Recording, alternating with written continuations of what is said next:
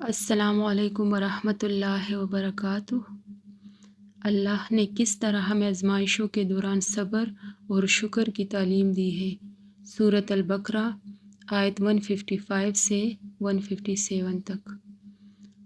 आयत नंबर 155। और हम किसी न किसी तरह तुम्हारी आज़माइश ज़रूर करेंगे, दुश्मन के डर से, भूख प्यास से, माल और जान और पलों की कमी से, और उन सब्र करने वालों को खुशखबरी दे दीजिए। 156। जिन्हें जब कोई मुसीबत आती है तो कह दिया करते हैं कि हम तो खुद अल्लाह ताला की मलकियत है और हम उसी की तरफ लौटने वाले हैं। 157।